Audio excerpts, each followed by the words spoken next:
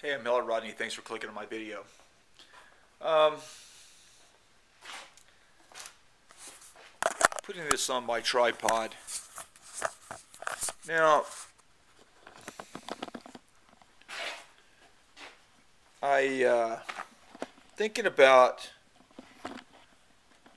what it is that I'm going to be doing. And one of the interesting things about being in the arts is that, number one, this is nothing that I would encourage anyone to undertake. I would never say, oh yeah, you got to do this. No, I would not wish this on anyone. Because the arts is a completely different type of endeavor. It's not,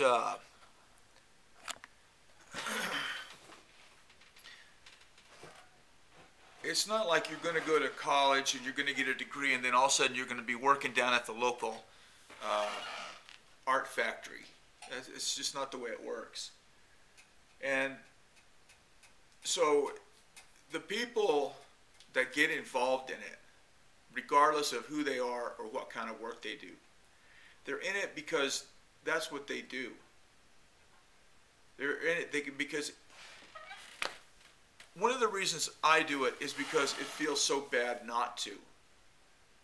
I love making stuff, drawing and doing all kinds of things, contemplating things, playing around with ideas that relate to art, because that's what I've been doing for such a long time. That's what I enjoy. And there's a series that I was thinking about doing back in, well, it was before 1990. Back in like 79 or somewhere in the back, yeah, back like maybe 1979, 78, 79, back in that period. I don't remember exactly. But I wanted to do a series of limited things. Now, let me tell you a story about collecting.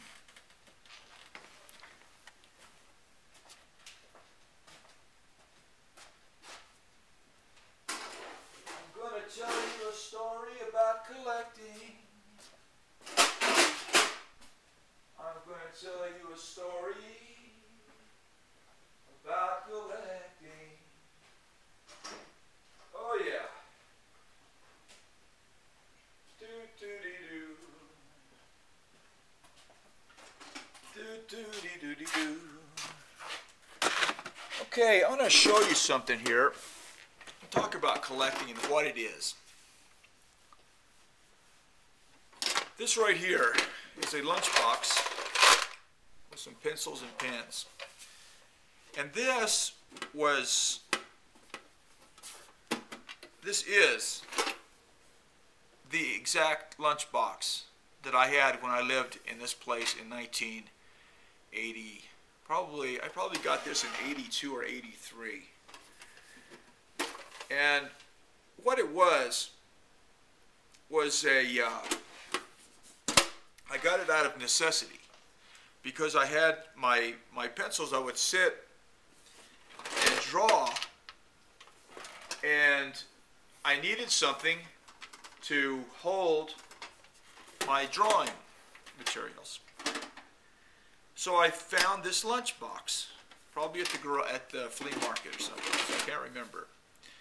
And then and it became an incredibly convenient thing. It would just sit there beside me, and I would, if I needed something, I would just, go through and find it and use it, and that's what I did. So after a while, I started to understand this takes in space, and it's in very, very bad condition. But it's in the condition that, I don't remember the condition when I bought it, but this has had a lot of use for me over the years. So I started to realize that these lunchboxes are Americana. So I decided that I would start collecting these lunchboxes. So I started going to the flea market, and I would buy lunchboxes for 25 cents, 50 cents. I think the most I ever paid was probably $2. for a primo one or whatever. But most of them were like 25 cents, 50 cents. People just went to the flea market just to get rid of stuff. And they were getting rid of these lunch boxes. Here's one that I have right here. 007, James Bond, Secret Agent 007. This is a very nice piece. And I have lots and lots and lots of different lunch boxes. I've got one around here that's got, I think I have 3 of these. They are the, I don't know where they are. They're in the back somewhere. But it's the,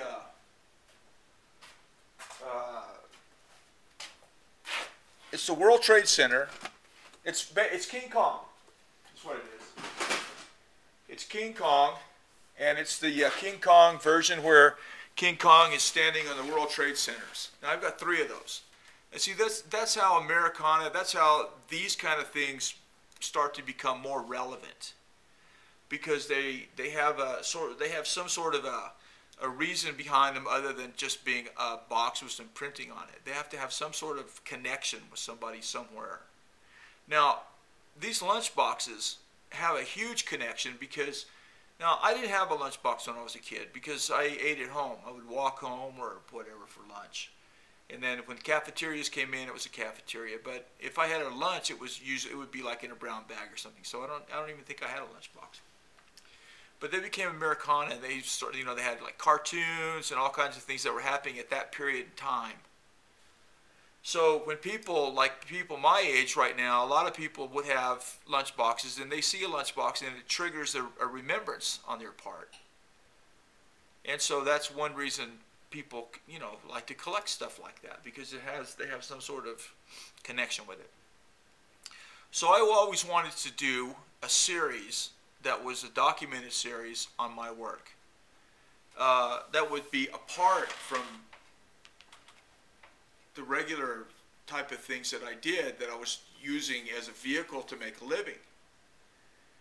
Now, it's very difficult to make a living painting something that people don't want. My friend told me once, he says, when are you going to realize that people don't want your psychosis on their wall?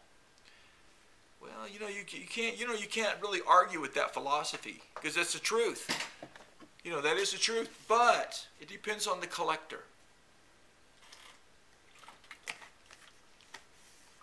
Because I would rather have a piece of the artist on my wall rather than something that the artist did using some sort of technique to make something beautiful that is pleasing to the person looking at it and all the people that come in the room to look at it. To me, art needs to be a connection between the artist and the viewer. Now,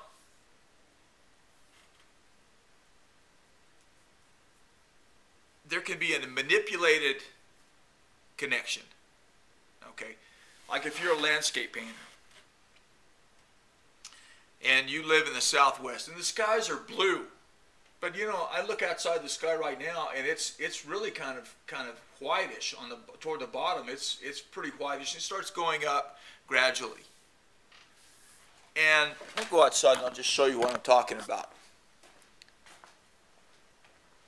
And this is about it's sort of a manipulation of the collector. Now, you can see the sky out there. You can see what color that is. It's not really a sky blue, totally sky blue, but you start getting up toward the top, and you start getting more blue. And when the light's just right, it's like a purple. It's like a purple blue. Now, because people like that blue sky, some landscape painters will put that blue sky in everything because it appeals to the person looking at the piece, and maybe that's just their trip. They like the blue sky. And I'm not saying that all skies are like what I just got through showing you. They're not. But when a person wants to give of themselves, and that's not really the right terminology, not to give of themselves. When an artist wishes to produce work that is uninfluenced by others, then it's up to the artist to try to find people that can understand what that is. So the work that I do, a lot of work that I do, is just things that I think are beautiful. Now this was a drawing book that I had right here, and I don't know where I got it, at the flea market or someplace. And this is a drawing right here of a girl's face inside that. Same thing. And then this is some sort of another thing right here, which is a young woman with a little girl right there. So those things kind of connect. And then you go up to this, and those things are like separate pages. I just took the staples out, and that's what happened. There's this ballerina on one side, there's this kid on the other, and that piece of red, that is from a bag. A person gave me a gift, and it came in that bag, so I just clipped it and put it in there. And that's the kind of thing that I enjoy. Now, a lot of people kind of don't understand that. And, you know, sometimes I don't understand it either. Because there's beauty in everything. If you just look around, you'll find beauty all over the place. You know, it can be in the way a book sits on a table. It can be the way I stack up bricks outside my studio.